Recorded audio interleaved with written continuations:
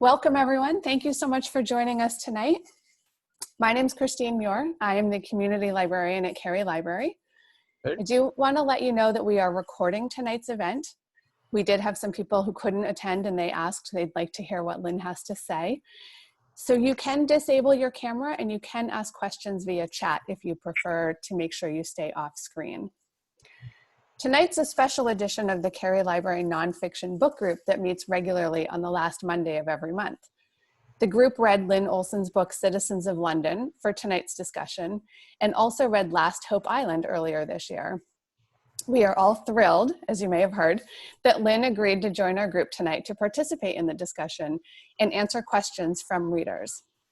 Diane Sackos is the moderator for this book group, and she is here now to introduce Lynne. Thank you, Christine. That was lovely. Perfect. Thanks so much. So I just want to introduce Lynne. She is the New York Times best-selling author of 8 books of history, most of which deal in some way with World War II and Great Britain's crucial role in that conflict.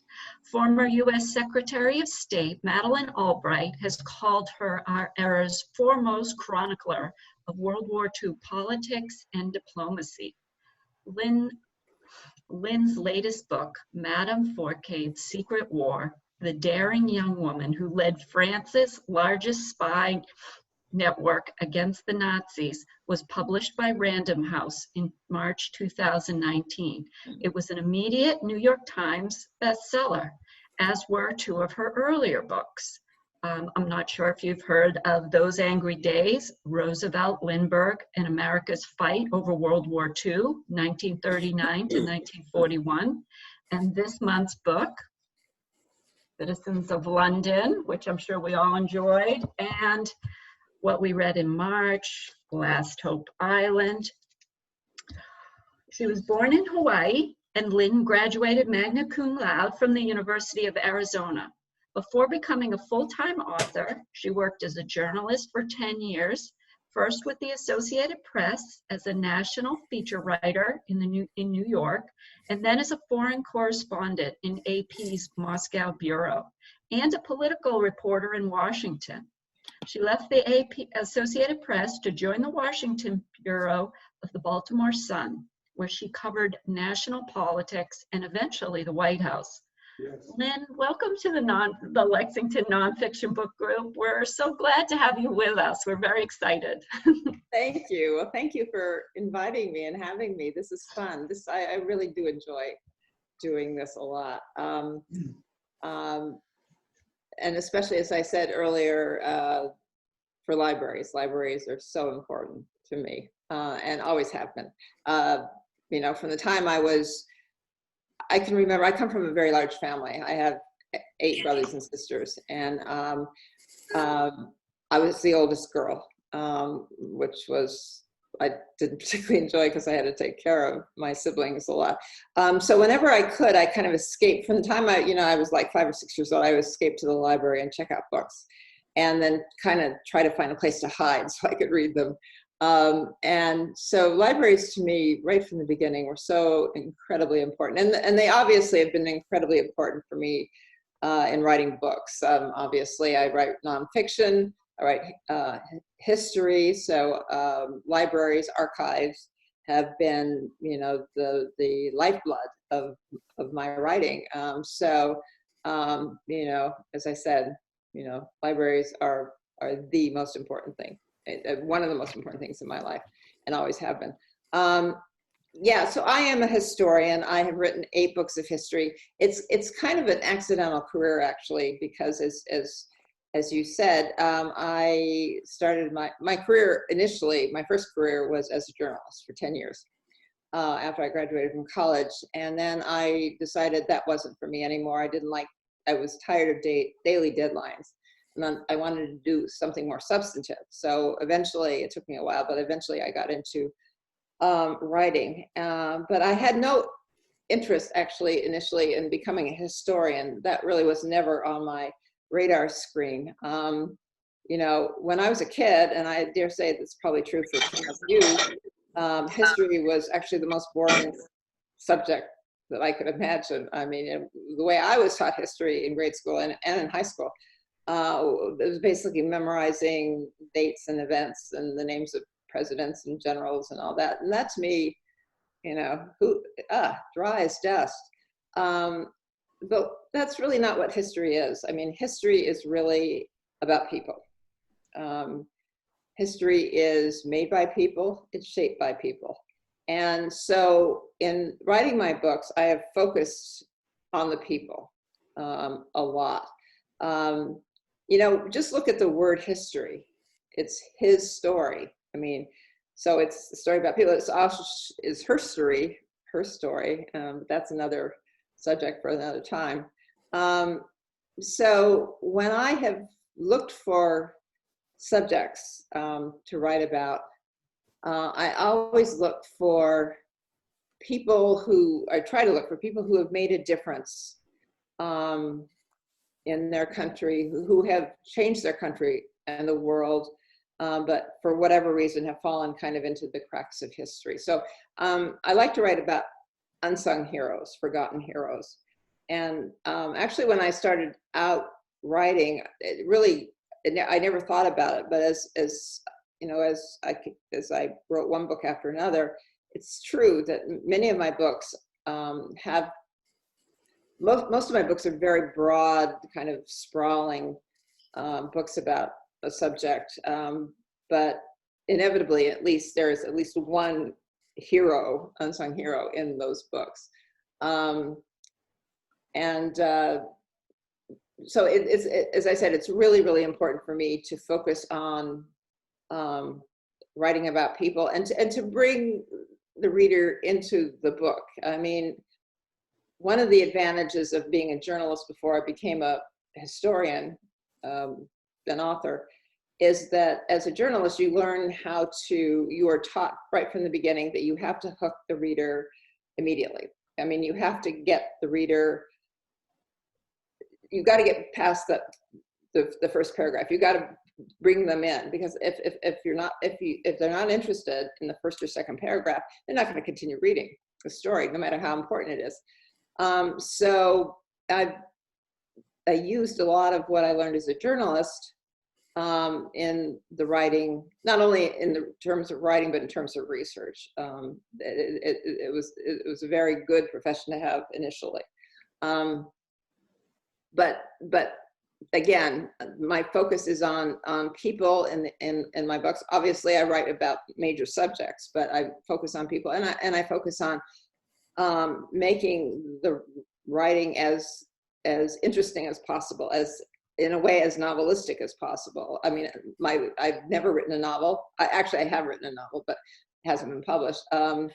But I want to bring my subjects alive. I want to bring what I write about alive, and that's really, really important to me. So with that, let's have some questions. Oh, that's great. Does anybody want to go first? I'll open the floor up to anybody who has a question. I'm just going to let people know that I did mute everyone because I was hearing some background noises, unintentional, but you may have to unmute yourself if you want to ask a question, and feel free to do that. I have a question. I'm going to cheat. This isn't a question so much as a comment.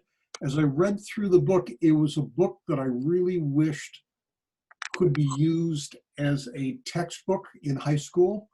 The insights about America's relationship to other countries, about both the nobility and heroism of what we did, and the self-interest and the reticence about what we wouldn't do, the interplay of freedom and pragmatic choices that get made in a war. They were all things that I really wished students of history at high school level would learn. Well, I agree with, you're talking about Citizens of London, I assume, whether that should be taught in high school or in school, but certainly those topics that you were talking about, I think, I just shake my head sometimes when I see the lack of knowledge, quite frankly, of history, not only with young people, but people of all ages. It is true that if you don't remember history, you're condemned to repeat it. And I definitely agree with you that there's so much of what I wrote about in Citizens that really, I think, should be taught, should be discussed in school. No question. So many, if not all of your books are set in England, and I would have thought that you were English. Yeah. So I'm surprised to discover you weren't. So what led you to choose England as so much as your primary location setting? It goes back to the first book that I wrote, and which I wrote with my husband, Dan Cloud, and it's called The Murrow Boys, and it's about Edward R. Murrow and the correspondents he hired to create CBS News. And Murrow, obviously, from Citizens of London, many of you probably knew this before, Murrow made his name in London during the war, and he became, really the most influential, in my opinion, perhaps arguably the most influential American journalist covering the war, but he did it in London. And so we did a lot of research about London during the war and about him being there. And I just, in doing that research, I just fell in love with the period and the time period and the place. You can't get any more dramatic than the spring of 1940, or particularly May of 1940, when Winston Churchill comes to power in early May of 1940. On the same day, Hitler launches his blitzkrieg of Western Europe, sweeping through Europe, defeating all these countries and leaving England alone to face the mightiest military force in history. And Churchill says, no, we're not going to give in. And he rallies the British people. And I mean, it was such a great story. And that really just hooked me, quite frankly. And that has continued. So basically one book led to another, to another, to another. And so they all have been, to some degree, England plays a part in virtually every book. Some less than others. For example, the last book, Madame Foucauld, it's about a French woman, but England is still very much a part of that story. So that's really how it all started with this one book. Edward R. Murrow is kind of the author of my career. I mean, I have written, obviously, Citizens of London. He's in it a lot, but that's really how it all started. I was wondering how long the book took for you to write, and just give us a sense of, coming up with the idea in the beginning, and then all the research that goes to putting it together, and the detective work. Right. Yeah. Citizens, actually,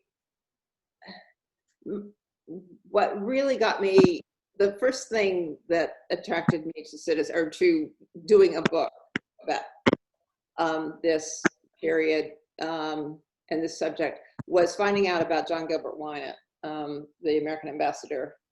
And I had found out about him, and I can't remember which book. I mean, it was obviously an earlier book. I was doing research and came across his name and started reading about him. And I had never heard of him. I mean, he was the American ambassador to England during the entire war. I had never heard his name.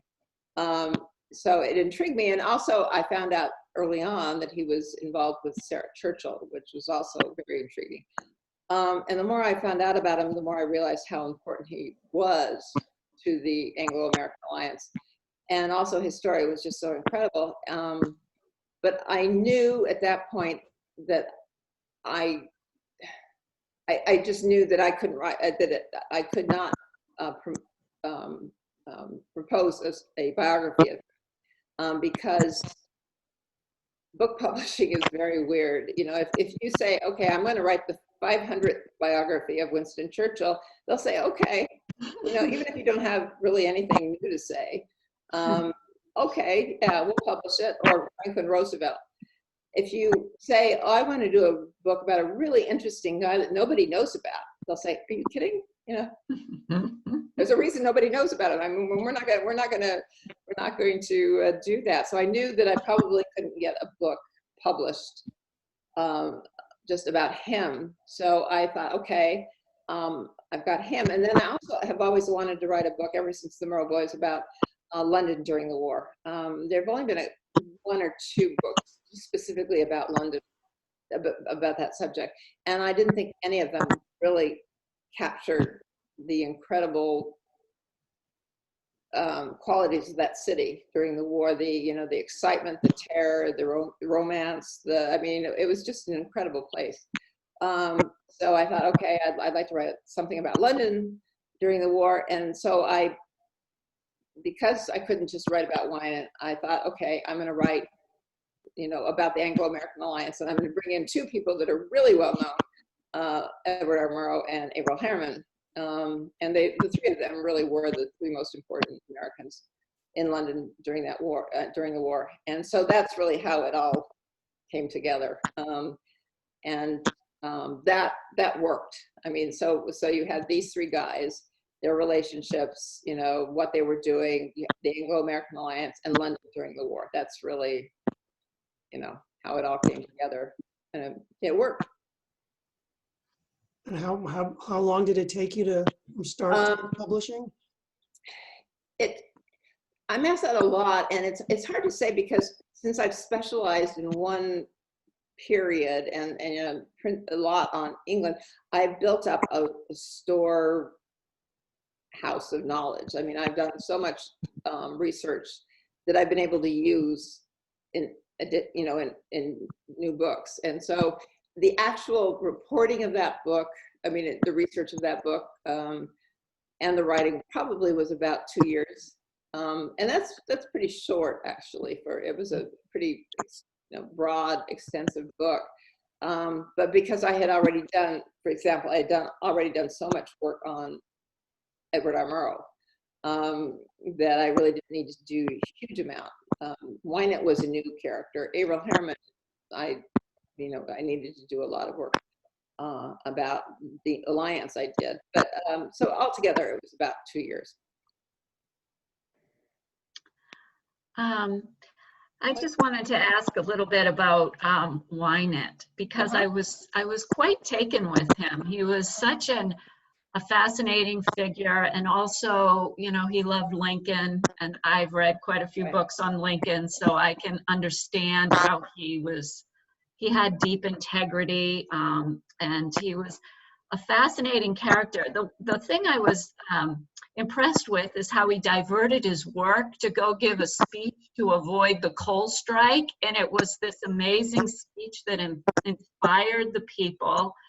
And then he was loved. He was so deeply loved by the London citizens. They accepted him as one of them, and everything that he accomplished. And then at the end of his life, I was just wondering if you had any thoughts about how he became depressed and ended his life. And he was such a man of remarkable accomplishment. I was actually surprised at the way that ended. Question, if it's okay to bring it in, a related question. I wondered why he didn't get the positions that he wanted. He seemed to have been disappointed by Roosevelt. And I don't know if it's Wynett or Roosevelt, but it seemed to enter into his depression at the end of his life. And I wondered, did he just not have Washington's skills to be political, or? Well, there are two good questions. First of all, basically, and I'll answer both. I think he was a depressive pretty much all his life. I think he was a tortured soul in many, many ways. He was a workaholic. He had worked, nonstop during the war. He had been involved with Sarah Churchill. He was very much in love with her. She didn't want to continue that relationship after the war. But the point you make about having nothing to do, I mean, after the war, remember, Roosevelt died, and Roosevelt was his patron. And he got the job, obviously, in London because of Roosevelt. Roosevelt named him ambassador. And if Roosevelt had continued as president, I don't know what Wynant would have done, but he would have been included in the Roosevelt administration. But Roosevelt died in 1945, and Truman came in as president, and we're already talking about the Cold War already. There were so no more of this idealism. Wynant was an idealist. He really wanted people to get along and to cooperate, and countries to get along and cooperate. And that was gone. That was gone when the war was over.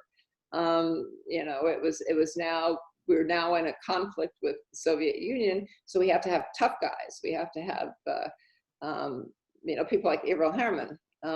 And so Wynant was left out. He was left out of everything. And nobody really knows, but I think all of this contributed. He wasn't happy in his own personal life. He felt he had nothing to do. The Truman administration just ignored him. For a number of these reasons, it was a huge shock, obviously, to everybody when he killed himself. But I can kind of understand why he did it. I think he just thought his life was over. There was nothing left. But it's earlier, though, in the book, you talked about how he wasn't invited to go along with Roosevelt to the conferences. He had an appointment, but it didn't seem he had the ones he wanted. And I didn't know if that was Roosevelt's doing, that he decided that being the ambassador and limiting him was the easiest thing to contain him, or if... I think Roosevelt, first of all, he liked Wynant, and I think he thought he was doing a really good job. He was doing a good job as ambassador. He wasn't just a figurehead. He was actually working. Right. And so, he wasn't included in, for example, the meeting between Roosevelt and Right. Churchill, the first meeting, off the coast of Newfoundland, but actually nobody was supposed to go on that. Averell Harriman cozied up to Churchill and managed to get invited. Not Roosevelt didn't invite him; it was Churchill that wanted him along. So, Averell Harriman really was able to play that political game really, really well. He was always kissing up to Churchill, and it worked. So it really wasn't Roosevelt who was, trying to push Wynant out or trying to limit him. It was people within his administration. It was Harriman and then Harry Hopkins, Roosevelt's top aide, who were doing that. But Roosevelt himself, I don't think was doing. And in fact, I didn't write it in the book. Or maybe I mentioned it very briefly. Roosevelt actually considered him as his vice presidential running mate in 1944, very briefly. He threw it out, and people were horrified by the idea of people around him, because Wynant, after all, was a Republican. And the idea of a Republican running as FDR's running mate was anathema. So, Truman got picked instead, but Roosevelt really thought very, very highly of Wynant.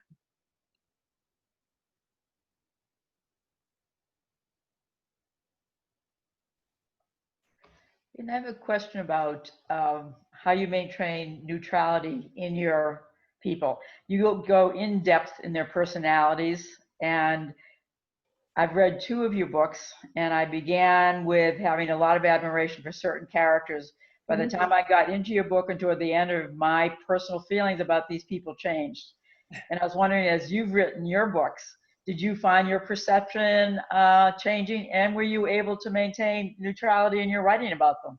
That's a very good question. It's a really, really good question. In doing research, I did change my view about people in different ways. What I've come to really learn and appreciate is the complexity of people. That, for example, I have the reputation among some people, historians, of being anti-Roosevelt, and I'm not. I'm really not. I think Roosevelt was a great president, but he wasn't a great president all the time, and he made mistakes. He made a lot of mistakes, I think, and so I pointed them out. And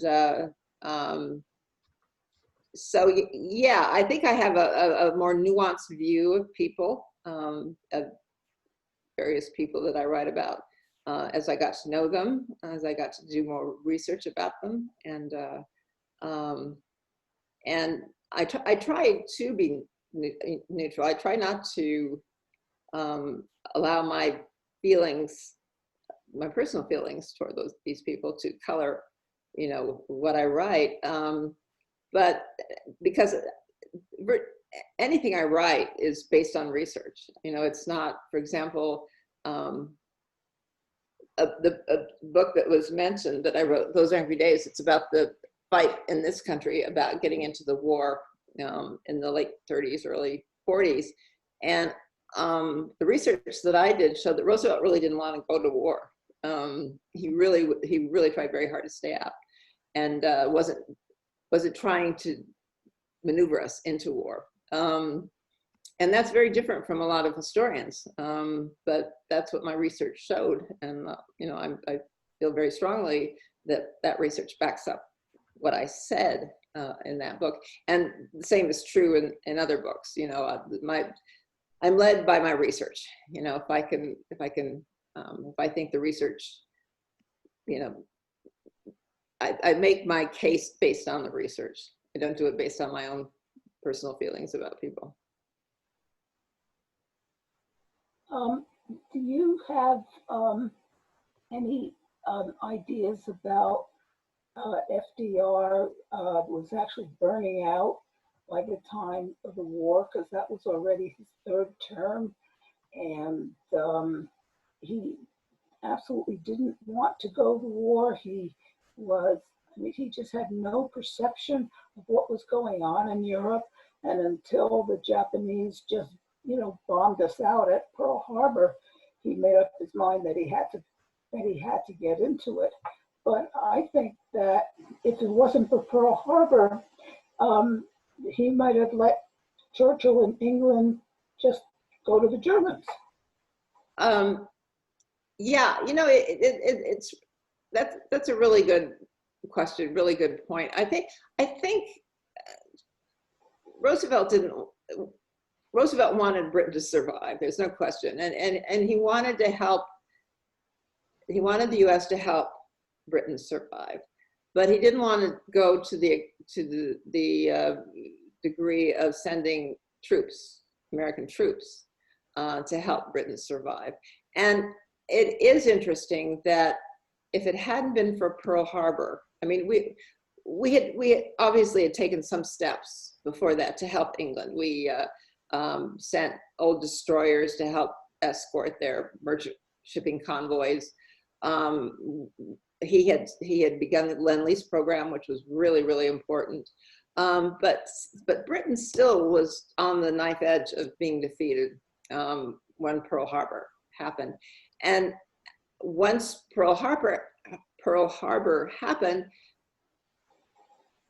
you've got to remember, we did not declare war immediately on Germany. We declared war on Japan, and that's what what Roosevelt asked for, obviously, is to declare war on Japan. He was not willing to declare war on Germany.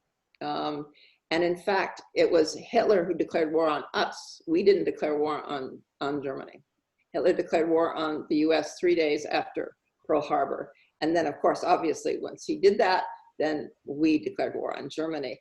And it's not, I'm sure we would have gotten into the war against Germany at some point if that hadn't happened. But the question is whether it would have been in time to save England, because England then would be fighting a two-front war. They would be fighting the Japanese and the Germans, and God only knows, you know, if they would have survived. So there are a lot of, you know, what ifs, and that is one of the biggest what ifs. You know, what if Hitler had not declared war on the U.S. what if? I don't know. Mhm. Hi, I have a question about the reception of your book by the English themselves, Mhm. the reading public there. Tell me how that has been going on. This book was not published in England initially when it came out, and it was published about 3 years ago, Citizens, and they published it because they were also publishing the publisher, Last Hope Island, and so they wanted to do Citizens. So it hasn't really, the Brits. It hasn't had a wide readership among the Brits, but the Brits who have read it,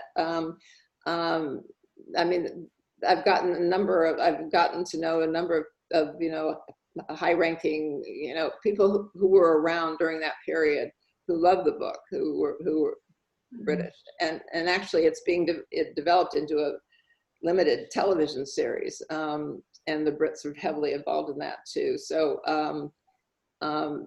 but it's really weird. It didn't have a huge readership, and still doesn't have a huge readership in England. I was curious about, I really appreciated when you paid attention, like you said, to the unsung heroes, or just the regular citizen who got swept up in the circumstances and rose to the occasion. Like that young woman, I'm going to botch her last name. It was Jong, Jongh, who saved over 100 Allied pilots by helping them escape through the Pyrenees Mountains. I mean, and there were so many extraordinary, ordinary people in both your books. Right. And I was just curious if you had a particular favorite unsung hero from one of your two books that you were particularly thrilled to unearth that story. That's a really good question. Actually, I mean, there's so many. Gil Wynant, I take great pride in, because when, and I'll get to a couple of others, but Gil Wynant, not only did I not know about him, nobody knew about him. When the book came out, I was on All Things Considered, and no, Morning Edition. I can't remember. It was one of them. All Things Considered on NPR, and the host of All Things Considered, before we started the interview, before we taped the interview, he said, "I just want you to know that I'm only going to ask you about one person in this book, and that's John Gilbert Wynant." And he said, I had never heard of him. And then he said, last week, I asked all the guests I had on that I interviewed last week, if they'd heard of him. And there were people like David Brooks from the New York Times, nobody had heard of him. And so he said, this is just extraordinary. And so it's really true. I mean, he just was an totally unsung hero.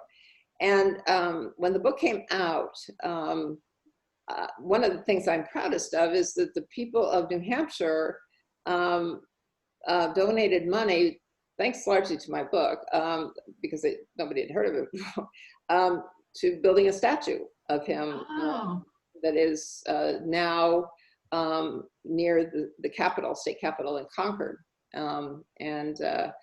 I visited it, and it's so, he is, that's wonderful. One of my favorites.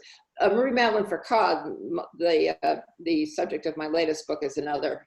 She's this incredible 31-year-old, beautiful French woman, the mother of two young children, who becomes the head of the largest and most influential spy network, Allied spy network in occupied France during the war. Again, somebody, I mentioned her in Last Hope Island, but didn't write very much about her. How did this woman kind of fly under the radar? I mean, I don't know. I mean, not only because of what she, her role, but her story is so amazing, just astonishing. It's like a novel. So she's another one.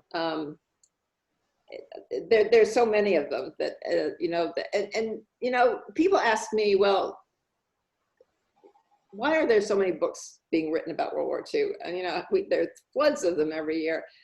And I say, because there's still a lot of stories that people don't know, you know, that have not been really discovered. So this, you know, as long as those stories are discovered, we're going to continue having books, I think. There is a book talking about the woman who had saved the pilots and buried them across the Pyrenees. It's historical fiction. The Nightingale. Yeah. Yeah. Nightingale was at the top of the New York Times bestseller list for a couple of years. And you know, when I read it, I couldn't put it down, and I was up till 3 o'clock in the morning just finishing it because I wanted to know what happened. And I thought that, you know, that's kind of made for Hollywood. I don't think, if that story is a reflection of the person that you wrote about, I think that that's going to get huge recognition, you know, long overdue. Yeah. Well, the Nightingale, I think, was based on, you're talking about Didi Jean, who led the largest escape line in Europe. She's, you know, in her early 20s. She was a Belgian, and as I've read, that's who the author of The Nightingale based her book on. One of the things that I found very interesting in the book and what attracted me was the fact that you wrote about people who were and how they reacted in desperate circumstances. In fact, looking back, it reminds me a little bit of Harrison Salisbury's book, The 900 Days, about the siege of Leningrad. How did this feeling about the desperation and people's reaction to that work into your work?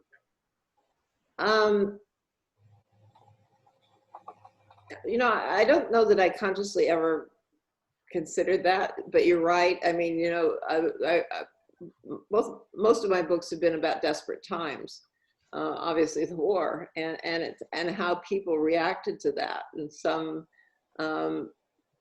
reacted well, some didn't react so well, I think I would find it very hard to, I mean, I write a lot. I mean, I don't obviously focus on just one or two people in my books. You know, they're really a broad range of people. But I would have a hard time writing a book.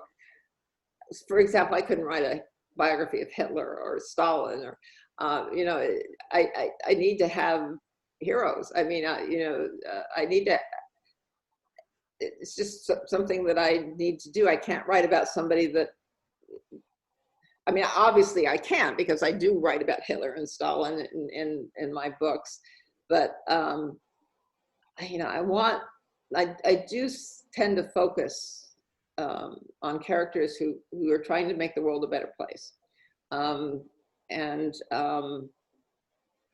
Sometimes they succeed, sometimes they don't, but they're usually fairly major figures in my books. One book that I wrote is called Troublesome Young Men. It's about a group of Tory rebels, members of Parliament, who set out to bring down Neville Chamberlain and help bring Winston Churchill to power. And these people aren't, you know, very well known. I mean, some of them are actually. Harold Macmillan, who became British Prime Minister, was one of them. But, you know, they are unsung heroes. You know, people don't know about them, but they played a major role. You know, without them, Winston Churchill probably would never have come to power. So, you know, I really look for people like that. That was a really fun book to write. And that was really interesting. You asked me about being an American and writing about Britain. And that was my fourth book.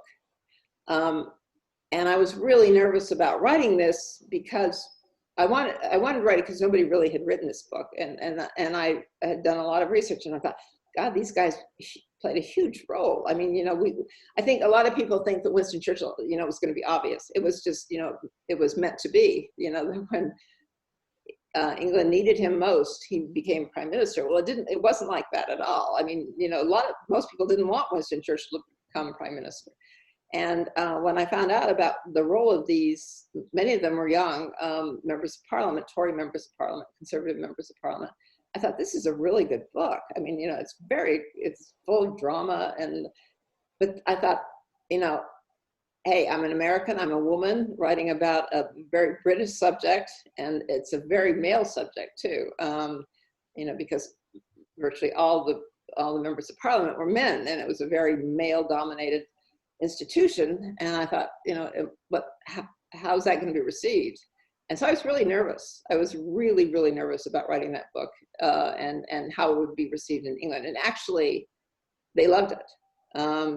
They absolutely loved it. I mean, it was published. That book was published simultaneously in England and the US, and it got terrific reviews. And so that made me feel better. The idea that I'm an American writing about very British subjects. I really haven't had any problems, in terms of England. I have a question, Lynne. Yeah. I'm really fascinated with this. Maybe it's because I've lived and worked in London in my life too. And I have a lot of friends that are Brits, and I've actually talked to their parents who were at one point the soldiers at the war. Mm-hmm. Many are long gone in time. But when you wrote these things, which is fascinating, did you get to talk to the soldiers, their spouses, what it was like being there at that time, getting information from them, and then taking that research, as you put it, together and Mm-hmm. create part of your book from what they said? In Citizens, no. I mean, most, when I was doing research for that, no, I didn't talk to any directly to any American soldiers who had been, or British soldiers, I think you're talking Right. about. I did do a lot of research in archives, and in which I found letters and interviews, etc., which in many ways is better for a historian to find information that's simultaneous. In other words, it's contemporary. Mm-hmm. When you talk to people who are 90 years old, their memories may not be, all that, they may be fairly foggy. But when you can find information, diaries, for example, letters, written by people at the time, that's gold for a historian. Absolutely. And so I used a lot of that, kind of research, archival material, which was really, really important. The problem with, especially as we get further and further away, is that there's virtually nobody still alive that you really can talk to. I have talked, actually this is after the fact, after Citizens of London came out, I got lots of letters and emails from children particularly of American soldiers who spent time in England during the war, and who never talked to their kids about it, their experience there. And so a lot of them, said, I learned so much. I know my father was there, and I've learned so much about what he went through your book, because he never would talk about it to us. Now, they are rare to come. Trust me. I know one soldier from that year. Uh-huh. My father. Uh-huh. He's 94. He golfs twice a week. Is that right? Really? Wow. Travels the world. He's going to Panama for his 95th birthday next year. That's great. But, he reminds me of the war. Mhm. and he tells me of things, and he actually started me doing research. Really? I don't write books, but I mean, I write other stuff, and Mhm. I find it helpful. That's why I asked the question, because they are rare to find. Yeah, But yeah. when you get one, it's like, wow, this is good information that's there. So You thank you very much. my father was he was a pilot, but he didn't fly overseas. He flew. He was an instructor here, but and then was in the Pacific briefly. But he wouldn't talk. He didn't talk about it. And you know, as a kid, it didn't interest me. I mean, I was not interested in World War II. Yeah. And I think that's probably true for a lot of people. You know, I think a lot, especially soldiers who were there, but whether they were British or American or whatever, they were involved in such horrific situations that they wanted to put it behind them. They couldn't bear it, and quite frankly, nobody really wanted to hear them talk about it when they came back. So you know, it was all just kind of bottled up in, I think, a lot of them. And so I just wish that I had, you know, talked to my father, asked him, you know, had the interest to ask him, which I never did. Yeah. And you know. Oh, I hear it. I had a lot of uncles that never talked about being in the war. Yeah. I was the crazy cousin that had a father that said yes. Let me tell you about it. So rare breed. Yeah, good for him. Yeah. But it's great information. Thank you very much. Thank you. Does anybody else have any questions? So Yeah, I'll ask another one. Unmute.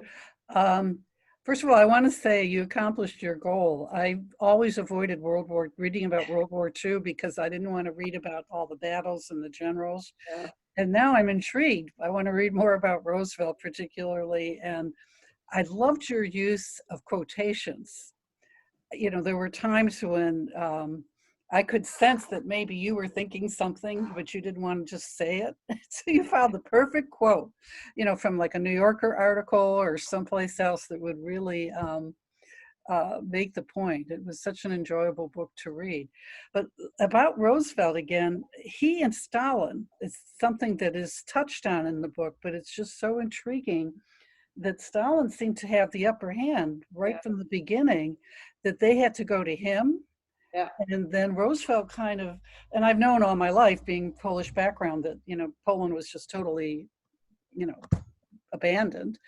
But I never have really understood it. And now I'm hoping to you know, learn more about it. But it seemed that Roosevelt either was too sick at the end there, or was really underneath an isolationist, maybe. He really didn't care that much about Eastern Europe, or else he thought that maybe the Russians deserved it, that was their sphere of influence. I don't know if you have anything you'd want to comment about the end of the war in Europe. I think there's a lot of what you said is true. I mean, Roosevelt was concerned about America, the United States, and he politically for himself, and also for, you know, what was good for America. He really didn't. He certainly did not focus at all on Eastern Europe. He did think that was, you know, Stalin's sphere of interest. He had, I mean, quite frankly, that's a problem with Americans, and it still is. I think, you know, that we so many of us are so focused on ourselves, and we've been able to do that. We've had two oceans separating us from the rest of the world, or from much of the rest of the world, so that we didn't really have to consider the rest of the world. And I think that that was true of Roosevelt. And I also think that Roosevelt had this idea that he could get along with anybody, you know, that and he certainly got along with, I mean, he was a master politician. There's no question, one of the best. And he just got it into his mind that he really didn't need to know anything about Stalin, but that he could basically seduce Stalin, that he could make Stalin love Roosevelt, and you know, that they would be friends, and they could basically run the world together. I'm exaggerating here, but he really thought that he could bend Stalin to his will, not knowing anything about Stalin, not knowing anything about the Soviet Union, or very little.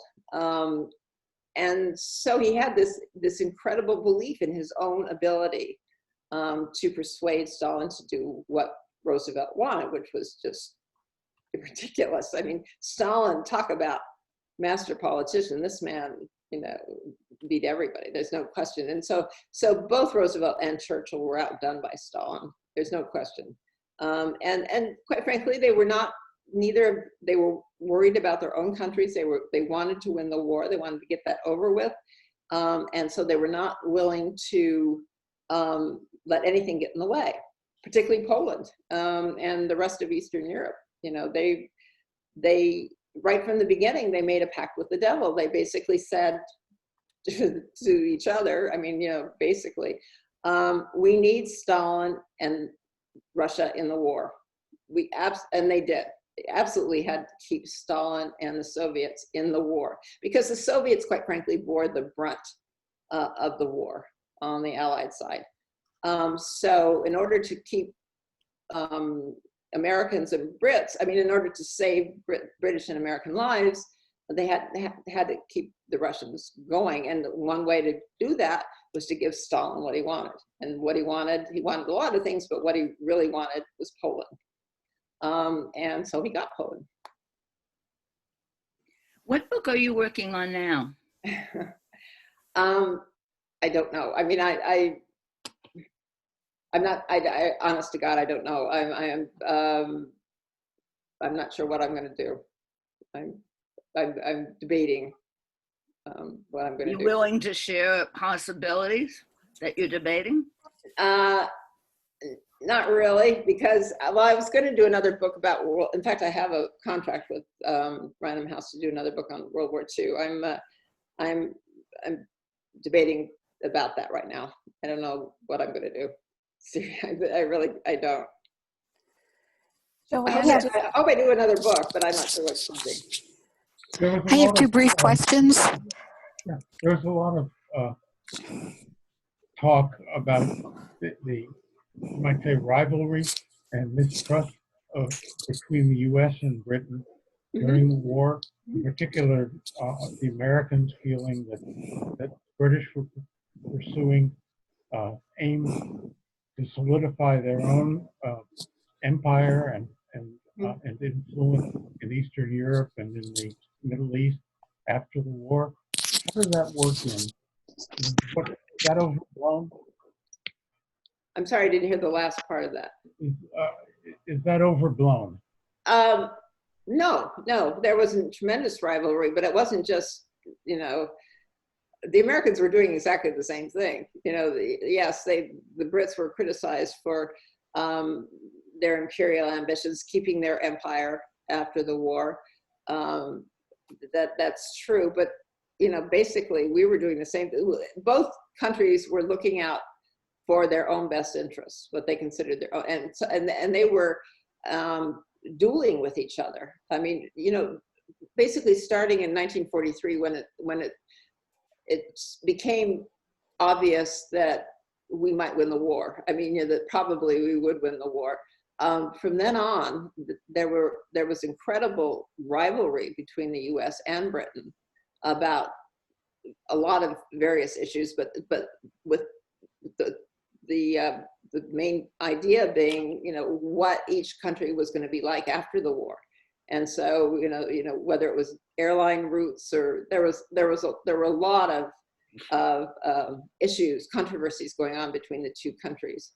And, and also in 1943, starting in 1943, America became the dominant partner. There's no question, just in terms of the number of troops, the amount of material supplies. We really started dominating Britain, and obviously it made Churchill very unhappy, but that was the reality. The U.S. was, the principal allied power, Western power. So there was a lot of unhappiness going on. it was not, I mean, Anglo-American alliance, a special relationship, certainly was there. I mean, that alliance was incredibly important to our winning the war, allies winning the war. But it was never a smooth relationship ever. And it became less and less smooth and more contentious as the war went on, until finally, you know, I learned a lot doing Citizens of London that I didn't know. For example, that how actually cruel the US was to Britain, you know, by stopping all Lend-Lease aid, stopping sending food when the war was over, you know, and I didn't know until I did research for this book that the Brits were rationed until 1954. You know, they had severe food rationing. You know, it's just incredible. And in fact, some of their rationing was worse after the war than it was during the war. So we were not very generous to this ally that was very important to us after the war.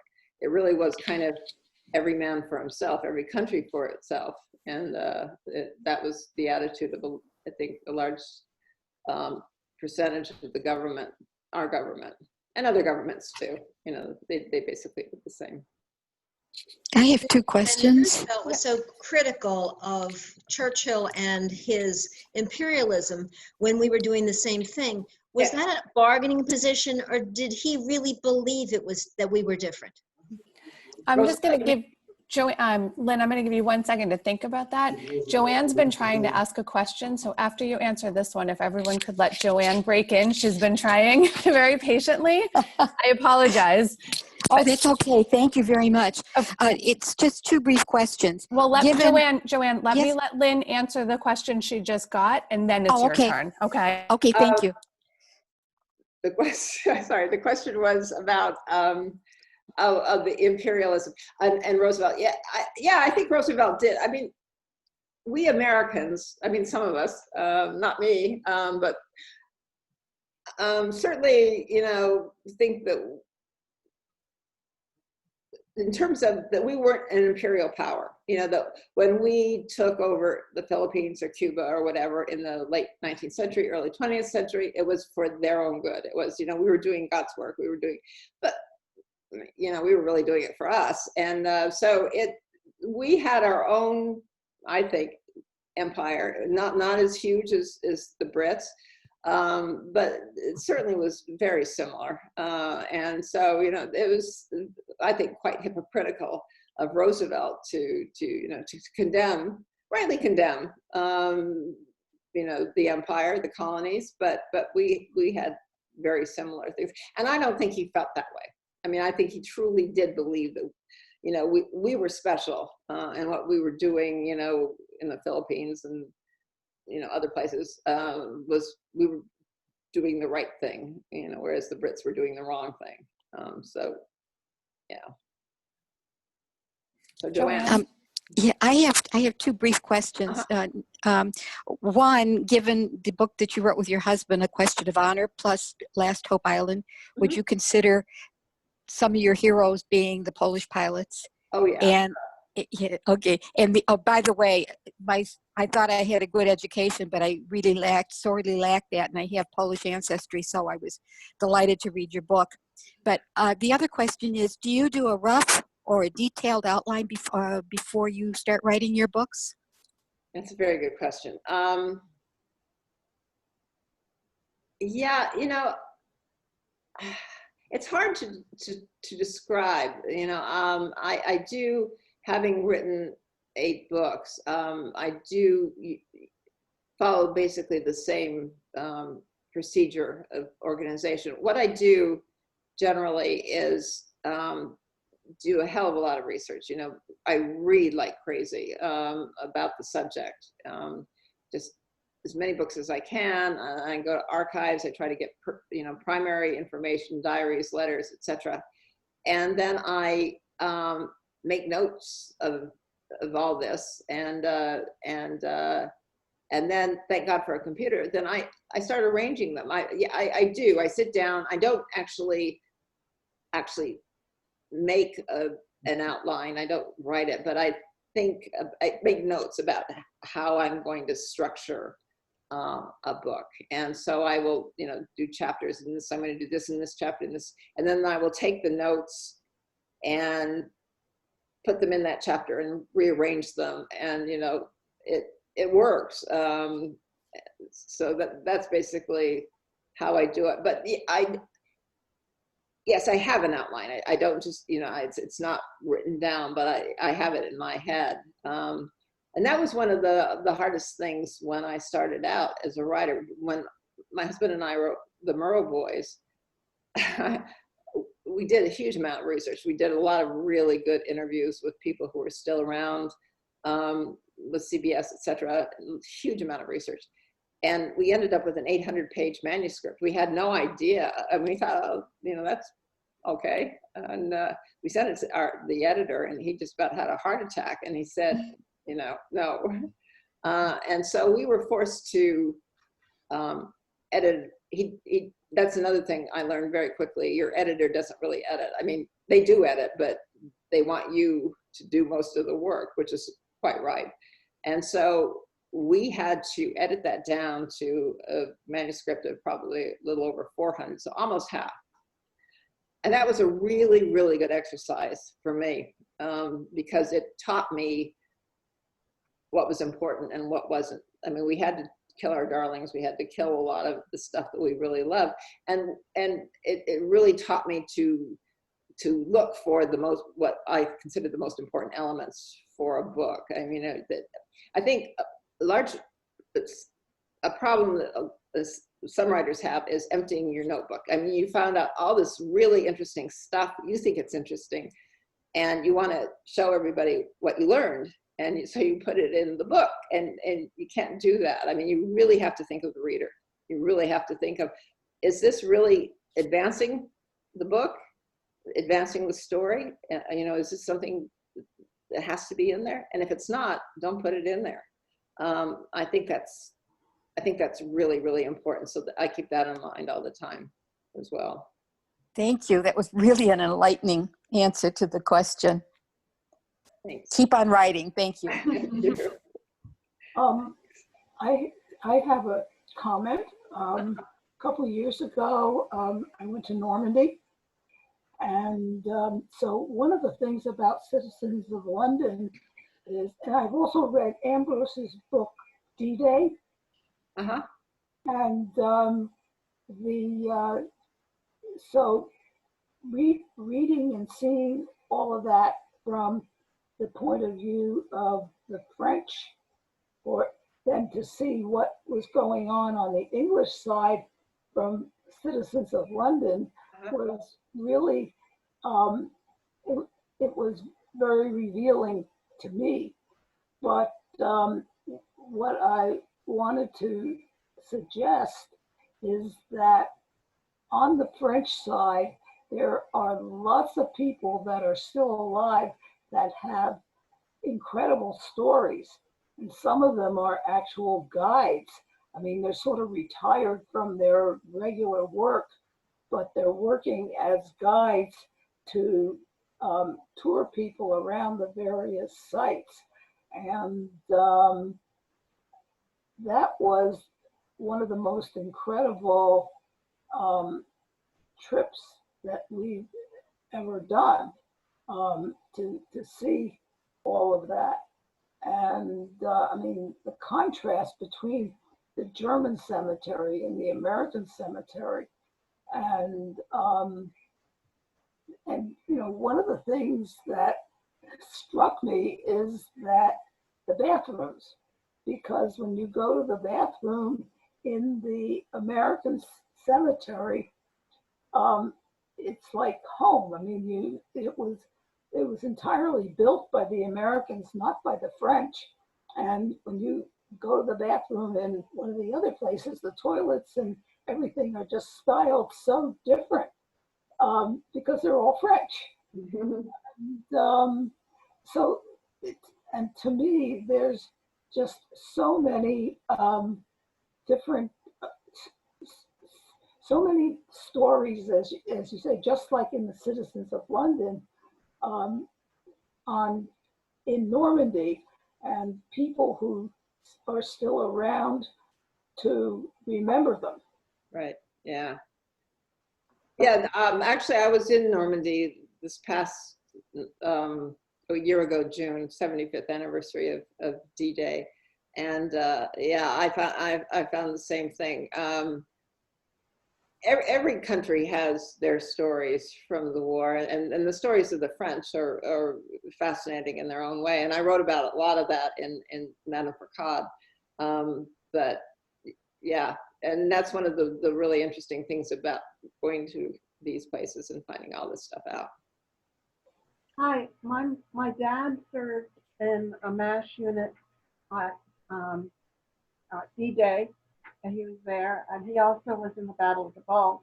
Wow. And he wrote to my mom, and she to him, between them, over 800 letters. Oh my I goodness. have them all, and they're wonderful. The thing is, during the war, you were not allowed to say very much in these letters. You know, the weather is good, the beans are tasty, the flowers are all in bloom. So when one turns to personal letters, oftentimes there's a lot that's left out because they had to be read by your or censored before you could send them out. And I just wanted to mention that as a little caveat so that people don't think that personal letters tell all. It's more the personal diaries that were more powerful and more informative. Right. That's a wonderful kind of treasure chest for you, though, to have those letters. That's fantastic. Lynn, one of the parts of the book that I found most fascinating in Citizens of London was when the British and the American generals were discussing when to invade the French coast. And the Americans, in our impetuous nature, were ready to go right at the beginning. We wanted to just get over there and do the job. And I kind of feel like that's kind of my nature too. Just let me go and do what needs to be done. And how the British were able to convince the generals, including Eisenhower, much to his bitter disappointment, that it was better to go to North Africa and divert the Germans to do some resources in that direction. And thankfully, it was the right decision because we were ill-equipped and ill-prepared for the actual invasion. So you basically talk about how it was a dry run. And I think that Churchill was able to listen to his generals' advice and take their advice, whereas Eisenhower was less reluctant to give in. And you know, I like the way you wrote, because I had so many questions. I didn't know about it, and it was like you were answering every question that I had as I read the paragraph. So it was anticipating, as you say, the reader and what they're really thinking about it. It was exactly, because it was a new information that I had never, you unearthed that for me. And I just wanted to ask you, you said that it took Eisenhower a long time to admit that he finally, that it was the right decision because he was so upset about it. Do you think he was just stubborn? Was he just stubborn? You said he didn't come to admit to it until several years later after the fact. I don't remember actually writing it. Well, I think they, you know, there was this incredible rivalry between these, you know, the Brits and the Americans in terms of the military. Actually, Eisenhower became, you know, yeah, he was upset, but he turned out to be the real champion of getting along with the Brits. I mean, you know, Eisenhower wasn't a great strategic general. He really wasn't, but he was absolutely brilliant and absolutely essential in keeping that alliance together, keeping the military of the two countries together. And I mean, I don't know how he did it because he was constantly being harassed, not only by the Brits, but by his own generals. I mean, his own generals thought he was too pro-British, and the Brits, you know, didn't respect him, or many of the Brits didn't respect him. So he had a horrific job, and did it about as well as anybody could do. I mean, he played a huge role, absolutely enormous role in the victory, just because of his insistence that the Brits and Americans had to work together. He learned on the job, I think. You know, initially when he went over there, you know, he and Marshall, particularly George Marshall, were really upset that they didn't invade France right away. And it would, as you said, it would have been a total catastrophe if they had. Eisenhower, being over there and working with the Brits, learned. Marshall, I don't think, ever really appreciated the difficulties in many ways of the Brits. You know, he was in Washington all the time. But Eisenhower did. I do admire him. He's one. You know, he's not an unsung hero. He's been sung, but he's one of my favorite characters, because I think I developed a new appreciation for Eisenhower, especially in doing Citizens of London. Yeah, and it said in the book too that his son said when he came back from North Africa, he was a different man. He had learned so much from that expedition, and the failure and the mistakes. So yeah, it made him grow as a leader as well. I think it's true. Absolutely true. So we had asked Lynne just to spend an hour with us tonight, and we've gone a little bit over that. So out of respect for your time, Lynne, if you have another commitment or something you need to get to, we can wrap it up at this point. If the book club wants to stay longer to continue discussing the book, you're welcome to. If there's a burning question and Lynne has a minute, we could take one more, but I do want to be respectful of the rest of her evening as well. Well, actually, I have a husband who is hungry. And it's funny because that's exactly what I was going to say, is many people don't eat before these programs. And so I realize it gets a little bit late. No, he's down there, I think, ready to eat. And so I think I am going to have to bail out. But thank you so much. It was really, really fun. I really enjoyed every minute of it. Thank you so much for being here. You're getting some applause. I know you can't see everybody's screens, but you're getting some applause and some positive reactions and thank yous in chat. This was fantastic. This book club is very active, and every time I join them in their sessions, I learn something even without having read the book. So this was a fantastic opportunity for me as well. And I appreciate you being here, and I appreciate all the great questions that people asked. I want to let everybody know we did record this, and I will send out an email tomorrow with a link to the recording on YouTube, and you can share that if anybody else is interested. Next month, this book group is hosting Stacy Schiff, and the week before this book group, the library is hosting Rick Atkinson. So take a look at our calendar and sign up for any other authors you're interested in meeting and talking to. And thank you again, Lynne. This was fantastic, and I can't wait to read Madame Fourcade's Secret War. So that's what I'm going to go put a hold on that as soon as we wrap up. Well, thanks again. Thank you very much, Lynne. Thanks so much. Bye now. Bye-bye.